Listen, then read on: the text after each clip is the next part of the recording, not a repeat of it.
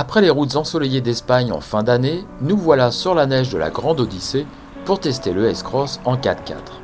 Enfin pas tout à fait, parce que les presque 10 degrés trouvés en Haute-Savoie mi-janvier avaient fait fondre toute la neige de ces beaux paysages. Nous en avons donc profité pour essayer une autre motorisation et une autre transmission dans notre S-Cross.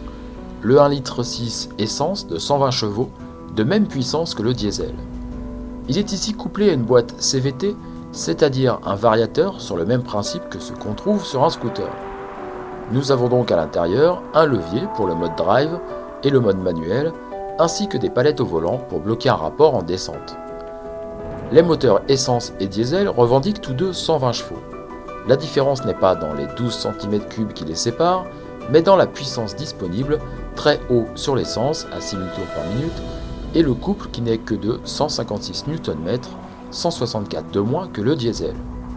Difficile alors pour ce moteur d'entraîner le CVT sans se faire nettement entendre dans l'habitacle. Les reprises manquent et c'est finalement au fond de la vallée avec une conduite douce qu'on en profite le plus. Ce binôme moteur-boîte n'est disponible qu'en 4x4 et sur le plus haut niveau de finition.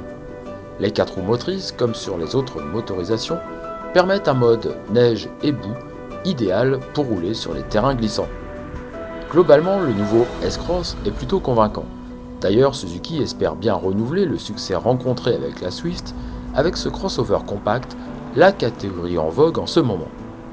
Il nous avait fait bonne impression avec sa motorisation diesel et sa boîte manuelle, un peu moins avec cette transmission CVT, finalement peu agréable à l'oreille comme à la conduite, et proposée à partir de 26 990 €.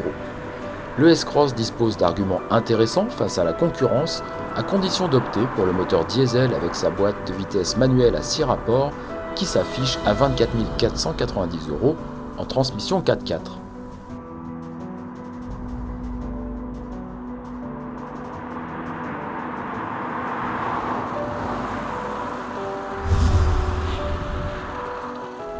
De notre côté, on aime bien l'équipement pour le tarif contenu, la transmission intégrale accessible et l'homogénéité globale de ce crossover.